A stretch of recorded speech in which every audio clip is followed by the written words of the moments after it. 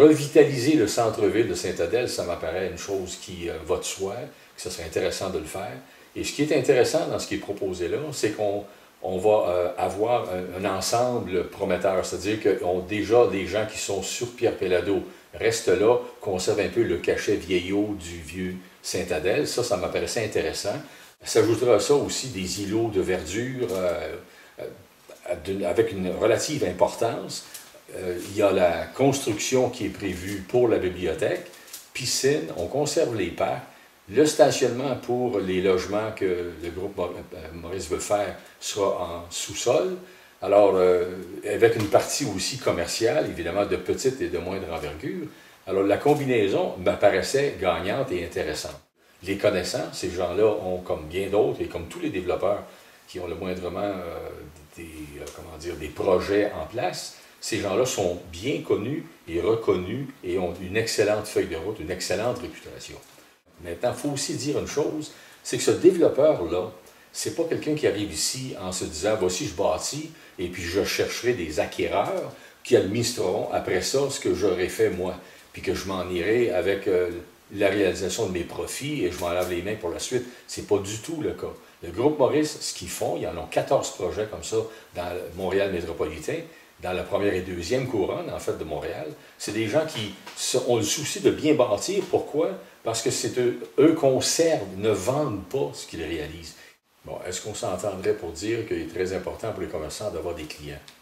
Alors, c'est la combinaison gagnante que j'exprimais un peu plus tôt.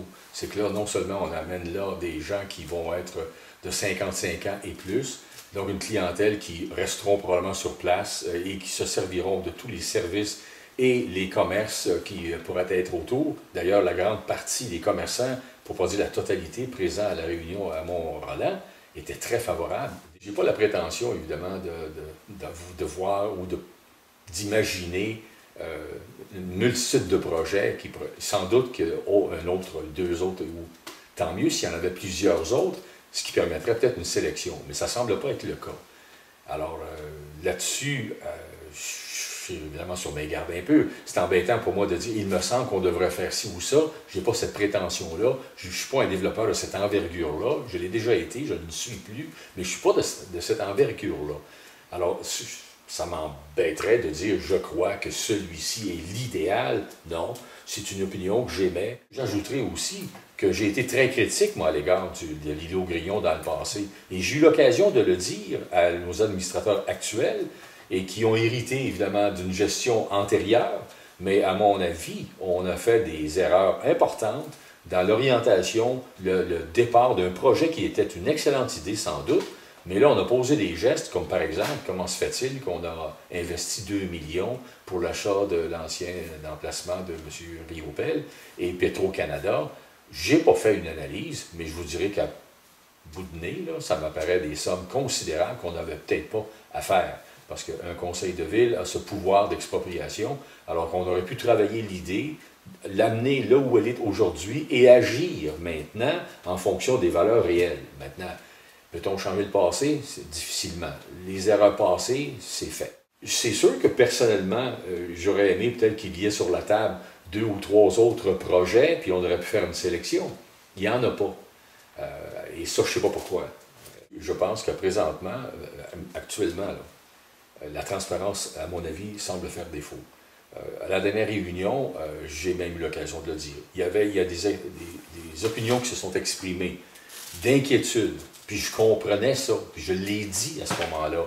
Donc là, je parle de la réunion du 15 juin, c'est très récent, où j'ai compris que les gens étaient inquiets, et puis avec raison, parce qu'on le sait, il y a des développeurs un peu partout qui n'ont pas très bonne réputation, puis qui ont fait des choses dans certaines municipalités qui ont regretté par la suite. Alors, évidemment,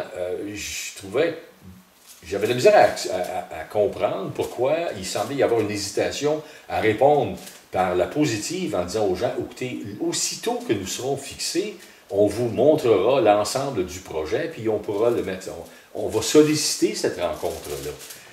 Ça s'est dit, mais ça s'est dit finalement après plusieurs demandes. Ça, j'ai de la misère à comprendre ça. Ça dénote effectivement que à tort ou à raison, là, on pense que la consultation, est-ce qu'on a raison de la faire ou doit-on la faire, etc. Quand on me dit, par exemple, qu'il y a déjà eu des pétitions qui ont été signées, j'ai tout le respect pour ce travail-là. Mais il n'y a rien de statique non plus. Les choses évoluent rapidement. Et dans un monde comme le nôtre, c'est ça qui se passe. Alors aujourd'hui, il y a ça sur la table et je pense que ça doit être considéré à son mérite. Ce qui est proposé, à mon avis, fort d'une expérience vécue ailleurs, ça, encore une fois, c'est une combinaison gagnante. Ça va chercher les éléments qui donnent toutes les raisons à ce projet-là de prendre son essor.